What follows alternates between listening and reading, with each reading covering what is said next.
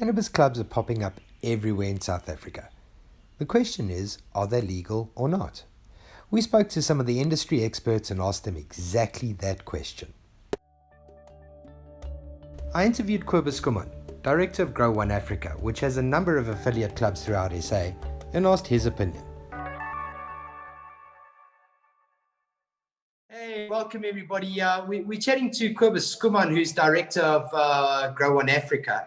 And Cobus, thanks for joining us. How's the weather down there in Oudtshoorn at the moment?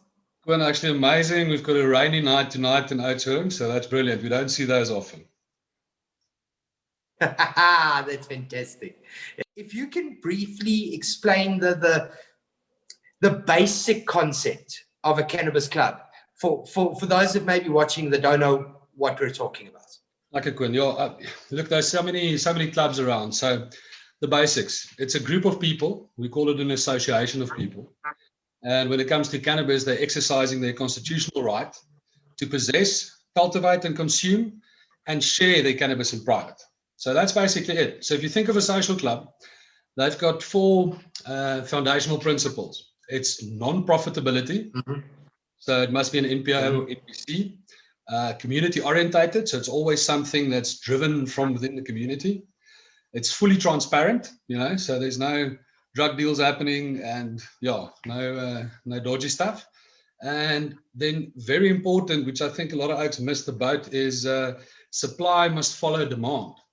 We can't just go and put up greenhouses and say the members will come. We need to find the members, create the clubs, and then growers can start growing for them. So literally it's a group of people coming together, some who don't have the skill or knowledge or space to grow, and others who do. And these clubs are usually set up in informal clubs, online clubs, caregiver clubs that look after patients, and then a lot of brick and mortar clubs that have started popping up. I see there's even clubs doing stockfell, in addition to buying groceries and stuff, they also now share cannabis, which is amazing. Oh, fantastic. Okay, great. Okay, so we got that basic overview, and I think that pretty much explains. So it's a bunch of people coming together, growing and sharing it out. And it could be as simple as a couple of friends doing it in not a formalized way whatsoever, or a bigger group in a community that formalize it and set proper agreements in place to stay within the law. Okay.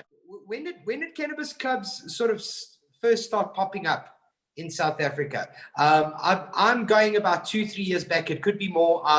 I don't know.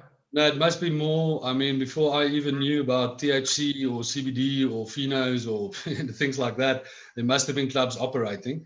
When I stuck my head out just after the Concord ruling in September 2018, my wife and I opened the Boom shop in Oudtshoorn in December 2018. So it's actually 2 years this week. After that, obviously, cut our teeth with quite a few people that were trying things in the industry, and we stuck around and tried to refine the craft and then help other people that are interested in it. So it's basically been pretty much 2 years. I'd say the last 6 months there's been huge momentum. I get invites and notifications and things from clubs opening all over the show, which is cool to see.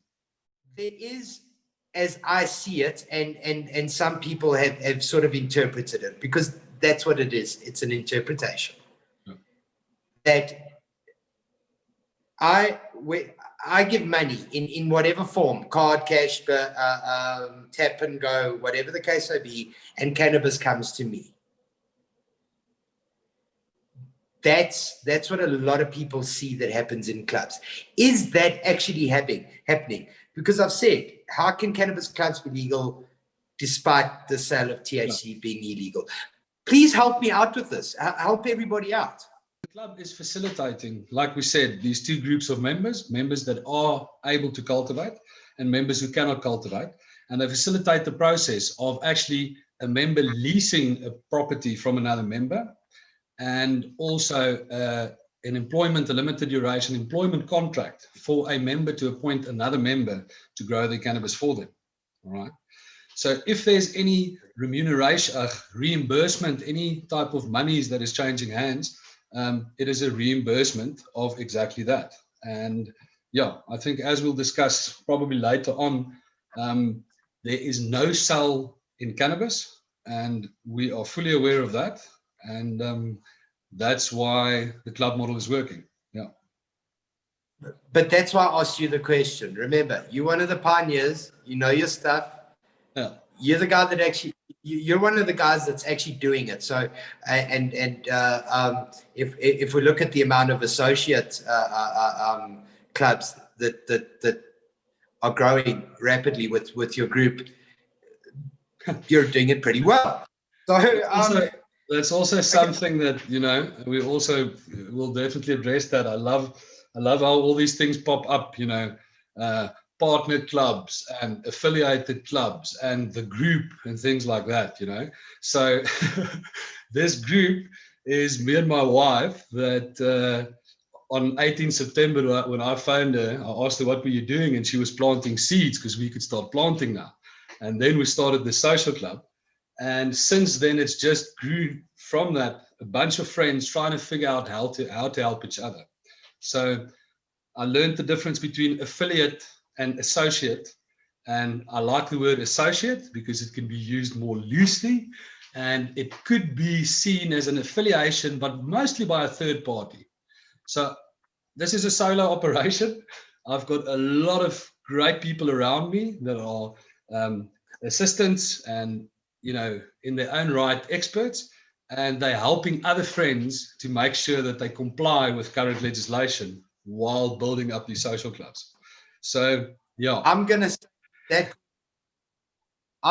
that was the most politician answer to any question I've ever asked. Well done, buddy. I love you, man. It's great. So, it's been the biggest personal struggle for me to convince people that I'm not selling anything, not even an idea. From the very beginning, we were trying to give away for free just whatever we learn. From the day I sent an email to the National Prosecuting Authority in 2018 and asked them, if I do this, is it legal? And since they gave me this answer and referred me back to the same legal practitioners that I used for this letter, then, you know, since then I realized we're just going to chase our tails. So I was just sharing as much information with everybody around me as possible.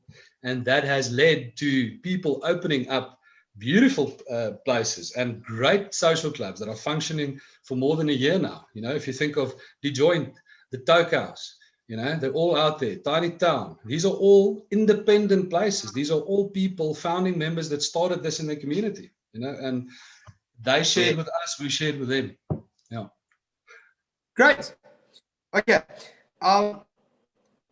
You know, let's actually sort of get a bit more relevant now with what's happening in the news, because I think cannabis clubs are kind of on everybody's lips because of what's happened here with the guys from the Hayes Club, the Cape Hayes Club, I think it was, or something like that. I'm not quite sure the name. I'll double check it. But yeah, the Hayes Club or whatever. Now they were raided and closed down by law enforcement. They're a cannabis club. You're a cannabis club. They were raided. Why? How is your model different to theirs? Why haven't you had the knock on the door yet? Sure. I might be able to answer, you know, what I think is different between our models. I know they operate an online model where we've got a brick and mortar social club, physical place where members come and smoke a joint. And I also know, excuse me, that they were delivering to people. And I also know that they either had one grow facility or was doing all the cultivation themselves. So the difference there is we might have online places where members can contact us, but we're a brick and mortar social club, and yeah, don't do deliveries and oats or anything. And we have members that grow for each other as opposed to us growing for the members. Yeah. Okay. That's what I think. You know? But we're very interested in it. Yeah. No. It's just one of those interesting questions because we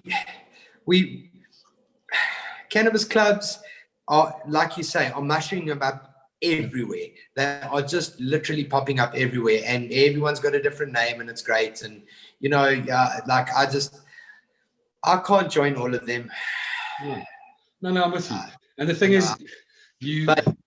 if you look at the Days Club's case, you know, we're very interested in it. Our legal team, you know, we definitely have offered our help. We want to go down there and see if there's anything relevant, because, you know, all I'm trying to do is stand on a soapbox and tell everybody what I learn. And as soon as I learn it, just tell everybody what I've learned so far. So that's why we'd love to be involved there, and help any way we can. But, you know, they've got such a killer legal team. My personal opinion is they're going to get that thrown out in a stupid technicality with a point not in the right place, or a semicolon that is not correct, and they won't even hear the merits of the case. So I'm not sure if it's going to carry much weight for us as the club model at all. You know, we might sit with something that just gets thrown out, and it's never tested. But the great thing is, it's also never been illegal what we do as well. So people have to remember, in law, the negative is true, the positive is always true. So it's easy to say that it hasn't been tested, sure, but it also hasn't been proven that it's illegal in court. And yeah, that's what we go for, is not being illegal. Okay. I need to ask your associates, affiliates. We'll never get the right flippant answer from you. I love you for it. Associates, that's it. Bro, I'm Afrikaans. It's my second language. Associates. I have to learn, and I have to go and look at words. So associates. Okay, associates. All right. Any of your associates raided or closed down? No, never. No. Okay. We've never had bad interaction with law enforcement, actually just positive interaction. We've had a few times, I know, at the joint where a member got pulled over in a roadblock. Cops followed them to their dealer. They came and looked at the club, and the guys were like, shit, why did you tell us it was a setup like this? And they were happy and left. Oudtshoorn, we've had interactions with the cops. I've told you before, we've had them out, you know, our plants were stolen. They came to check that. So no, we have never had any bad interaction with any law enforcement. Yeah. Fantastic. That's great to you. Yeah. A noise complaint. Sorry, I'm guilty. We got a noise complaint in Oudtshoorn on Heritage Day. But we put it on the stage and we were proud of it. So I'm sorry about that one. Yeah. Oh, geez, you bad boy, you. Oh, okay, so I noticed, and just because obviously I get the messages, and then I'm on social media most days if I can. But I saw a number of the associates clubs. They closed down their member section. Yeah. For, I'm not sure about the right wording, upgrade and compliance. That's kind of what I read and I saw. And okay, was this planned? Was it like, what's the story behind that? So we asked for an independent report from someone to say what could we do better and what do we need in place. They did a stunning job, so they made a lot of work for us. And yeah, we put those measures in place and just added on what we've been building in the last 2 years, you know. So no, not planned, needed, definitely, positive for sure. And I think members and clubs are coming out a lot stronger on the other side. Okay. Well, tell me a bit about these compliance procedures and stuff. What's it about? It's like any other industry. There needs to be standards. There needs to be certain rules to adhere to. And these compliance measures are for members, for clubs, and for cultivating members. So what we did is we had a look at the current legislation under the Zondo ruling of the Concord and the privacy ruling. We had a look at the 2020 proposed bill. And we determined that there should be certain things, education on the one side for members to understand their rights, to understand how the model works. Secondly, compliance for the clubs in terms of signage, in terms of constitutional framework documents. I've shared a lot of that stuff with you. There's too much to name in an interview like this. Yeah. And then on a cultivation level, the facilitation of the agreements, the lease agreements, and the employment agreements, making sure that that complies with the law and complies with tax laws and things like that. So in practice, it means if you want to sign up as a member to a club that enforce these standards, you visit as a day visitor, if they allow that. You apply as a prospective member. Through this prospective member application, you have to complete a quiz. You have to answer a couple of questions around cannabis. It educates you around the proposed bill and what your rights are. And then you can only become a member of the club after the committee accepts you. So this is not just a walk-in over the counter, there's a lot of places like this around.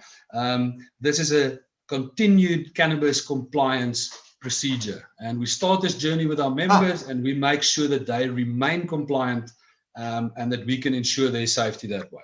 In the event, worst case scenario, in the event those GTRs pull in with the hawks emblazoned across the bonnet with that sickening whoop sound, how safe are your club members? Good, I think like we've emphasized from the beginning here, what our club is doing is being compliant not only to the current legislation, but also to the proposed legislation. We also, by implementing all these systems that our members have to go through, putting up signs all over the shops with the club rules, we are trying to have the highest level of compliance. If a member sticks to this compliance and if they do not break the law by not following the club rules, then there has nothing ever been taken or proven in a court or found guilty in a court that person could be prosecuted of. It's just important to realize there's no yes or no answer. And we have to educate the cannabis community so that when we have to ask questions like this and when people can decide whether to go to a club or not, they will be able to understand whether that club is following something which will either be making them a legal law-abiding citizen or someone breaking the law, just like a drug dealer selling something to him. So it's important that members educate themselves and the public educate themselves.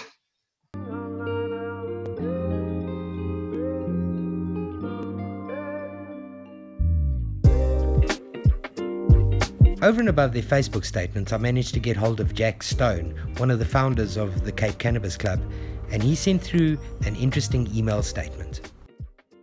Instead of risking millions of rands in equipment and investment, it was decided by the Cape Cannabis Club to rather go to the courts and seek a declaratory order, asking the courts whether the Cape Cannabis Club and all other club models are indeed legal or not.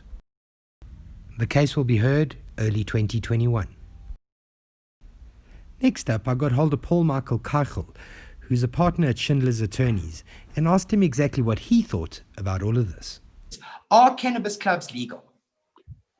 You're going to hate this because it's a lawyer's question. It's a lawyer's answer, but it depends. It depends on what the Cannabis Grow Club is doing and not doing. Certain grow clubs, in our opinion, are legal. If you are sticking within the framework of growing other people's cannabis on private space that they have rented from you, then sure, our opinion is that it's legal. But there are many people doing different things around the country. So I can't say with certainty that all grow clubs are legal. Some of them might be outside of the law. Okay, cool. Because one of the things that I chatted with the guys from Cape Cannabis Club. They put out a press release a couple of days ago. I don't know if you've seen it or not, which has some very interesting wording in it, and which prompted me to sort of jump on the bandwagon and go, hold on, let's relook at this. Their specific wording there was that the National Department of Public Prosecutions, the NDPP, and SAPS see all cannabis growers clubs as illegal. Now, they don't have that on paper. We know that. We doubt that the SAPS or NDPP would actually put something like that on paper right away, right up front. I mean, it's because we haven't actually tested this in courts. And that's why guys like the Cape Cannabis Club, I believe the Hayes Club as well, are actually going to the High Court and asking, is what we're doing legal? So if the police, and here's a straightforward question. If law enforcement believes it's illegal, how do people within the grow club situation, I'm talking growers, people that are actually members of the club that aren't growing at all, that are actually just taking part within the club, how can they protect themselves? Are they protected in this instance? They are only protected insofar as they convince a court to declare that the model in each specific instance is in fact lawful. It would be nice if we could get an umbrella declaration from the courts that would then allow people to sleep easy, as it were, running these cannabis grow clubs if they stuck within strict parameters. But at the moment, if the SAPS and the NDPP have decided that this is drug dealing in terms of the definition in the Drugs and Drugs Trafficking Act, as they seem to have decided, then there's very little that you can do to stop them from raiding your facility, from arresting you and making the decision to prosecute you. What you then need is you need a good criminal law practitioner on your side who's able to get you bail. And then you run that gauntlet that many cannabis users had to run before the 2018 judgment, which was to get a stay in prosecution and to hedge the outcome of that stay of prosecution against either a constitutional challenge or a declarator that you intend to bring, or you link it up to somebody else's, as many people did with Jules and Myrtle's constitutional challenge. You know, there were 50 plus people around the country who had these stays in prosecution. So it's unfortunate because we formulated the opinion that, again, if strictly done, that the Cannabis Grow Club model is in terms of what is allowed in terms of the 2018 judgment. But until it's gone through courts, we can't really do very much about if the lawyers behind SAPS and the NDPP disagree with us. It's a very difficult one, I think, for everybody involved. We're you know, with a background like mine as an activist, it's very difficult to look at it because we know that the law is open to interpretation, and we actually don't know, like you say, how the government or the government is actually interpreting that law. So I think we can both agree that cannabis clubs are in a bit of a sticky situation right now. They're in limbo. You know, they always actually have been in limbo, because certainly insofar as we've advised various clients on cannabis grow clubs, we've always had to, unfortunately, qualify our opinions and say this is no more than a legal opinion. There is no black and white legislation that says you can or you can't start a cannabis grow club. And ultimately, clients will ask us, well, where does this leave us? And we say, well, you know what our opinion is. You know that there's a risk that our opinion is wrong. And you need to decide as an individual or as a company what your risk appetite is. In a recent interview with the Cannabis Expo, Marlene Tiernison from Fields of Green for All had this to say about cannabis clubs. It might be easier to explain what clubs are not. It is not an over-the-counter weed store. It is not something that you open to make loads of money out of. That is not what it is for. It is a community project. It is a social responsibility initiative. So therefore, it's not a shop. It's not a over-the-counter weed store is not a private thing at all. Anyone off the street can walk in and have access to the cannabis. And that's not how Dagga private clubs are supposed to work.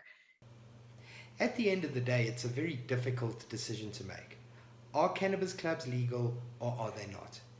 Really what we have are clubs themselves going, yes, we're legal because we comply to certain things. We have attorneys giving legal opinions going, yes, we're definitely, you're on the right track, but you've got to be careful. So it really does beg the question, are they legal or are they not? I guess the best thing that we can do is wait and see what happens in court. Because at the end of the day, once we have a declaratory order for a model of club, we'll definitely be on the right track. This is the 8-6 show, and I'm Quinn van Kerken. Have a great evening.